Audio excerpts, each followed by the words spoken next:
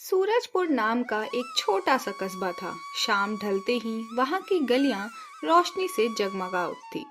बाजार के बीचों बीच एक ठेला रोज सबसे ज्यादा भीड़ खींचता था, मधुर स्पेशल पाव भाजी। उस ठेले का मालिक था मधुर वर्मा। कभी वह शहर के एक बड़े होटल में सहायक रसोइया था। मसालों का सही संतुलन और सब्जियों को धीमी आंच पर पकाने की कला उसने वहीं सीखी। लेकिन होटल के मालिक से अनबन होने के कारण उसे नौकरी छोड़नी पड़ी। नौकरी जाने के बाद उसने अपने गांव लौटकर पाव भाजी का ठेला शुरू किया। शुरुआत में हालत आसान नहीं थे, मगर उसके स्वाद ने धीरे धीरे लोगों का दिल जीत लिया। शाम को जैसे ही मधुर तवा गरम करता, मक्खन की खुशबू चारों तरफ फैल जाती। सबसे पहले ग्राहक रवि कहता, अरे मधुर भैया, आज तो 2 प्लेट एक्स्ट्रा मक्खन वाली लगाओ।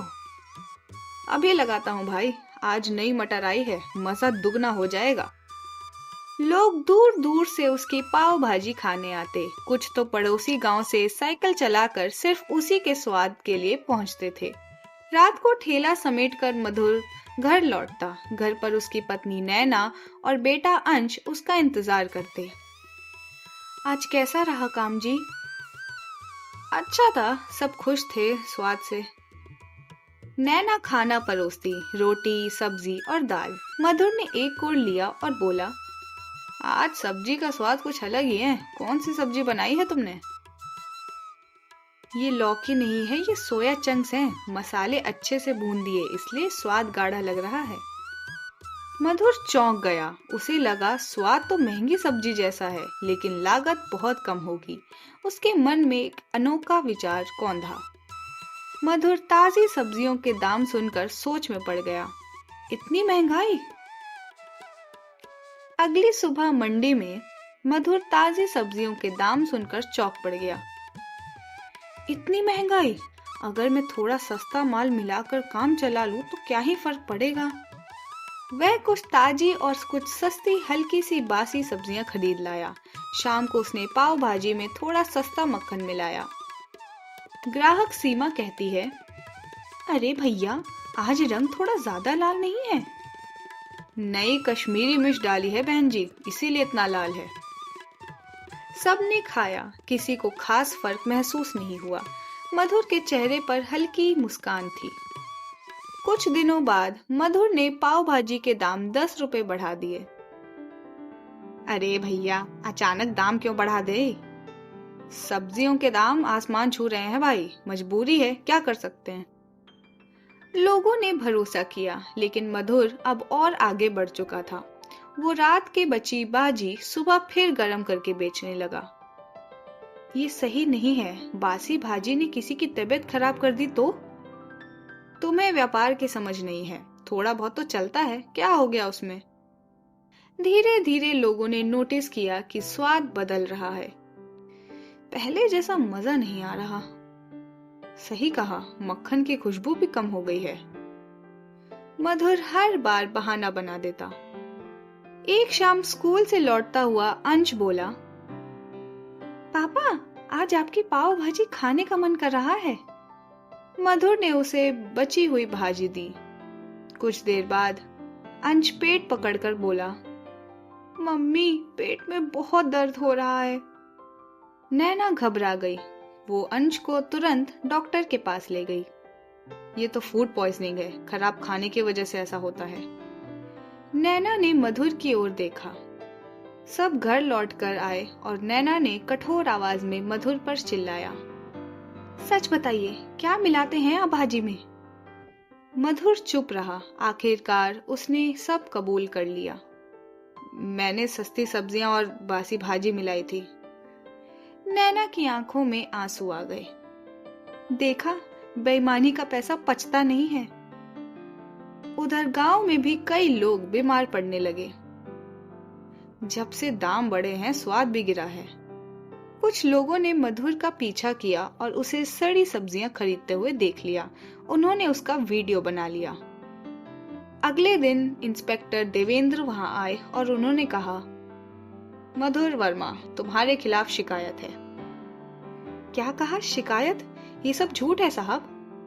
रवि ने वीडियो दिखाया। अब क्या कहोगे मधुर? मधुर के पास जवाब नहीं था। उसे गिरफ्तार कर लिया गया। जेल की कोठरी में बैठा मधुर सोच रहा था कि मैंने कुछ पैसों के लिए सब कुछ खो दिया। उधर नैना घर घर काम करने लगी। कुछ दिन बाद नैना मधुर से मिलने जेल में आई और कहा, हमने इज्जत खो दी, ये सब लालच की वजह से हुआ है। मधुर जोर जोर से रोने लगा। सजा पूरी होने के बाद मधुर गांव लौटा। मैंने गलती की, अगर मौका दें तो मैं फिर से ईमानदारी से काम करना चाहता हूँ। सुन मधुर, अगर दोबारा ऐसा धोखा दिया तो हमेशा के लिए बहिष्कार कर देंगे तेरा। मधुर ने ताजी सब्जियां खरीदी, खुद मंडी जाकर ध्यान से सामान चुनने लगा। कुछ हफ्तों बाद भैया वही पुराना स्वाद वापस आ गया। अब सच में मक्खन की खुशबू आ रही है। मधुर की आंखें भर आई।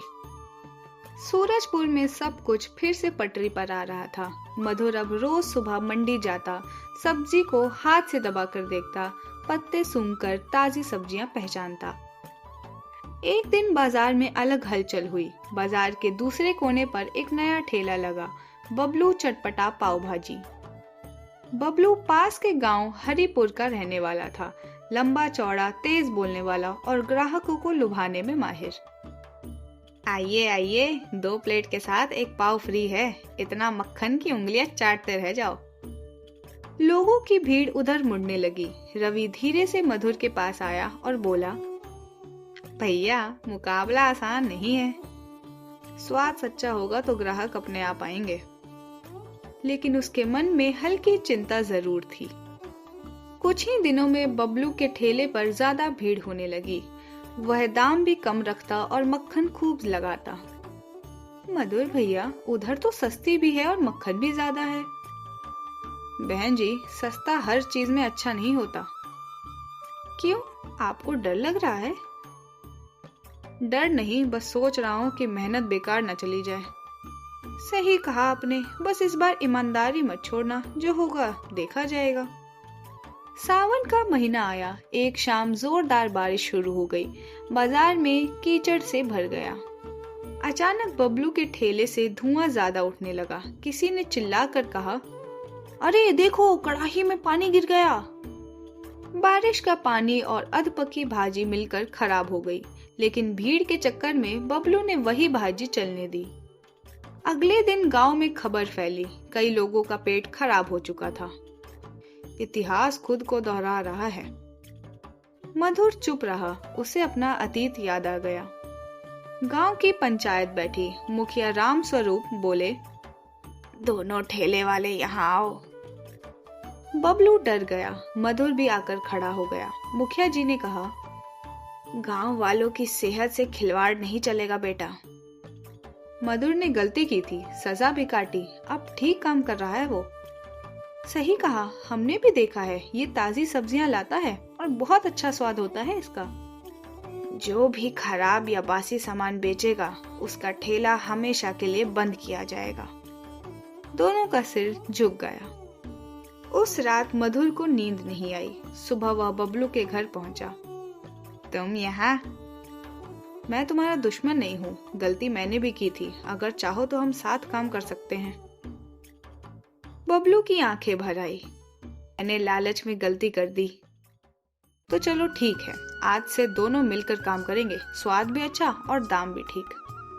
अब बाजार में एक बड़ा सा तवा था, जिस पर दोनों साथ खड़े होते। एक सब्जी काटता, दूसरा मसाला भूनता।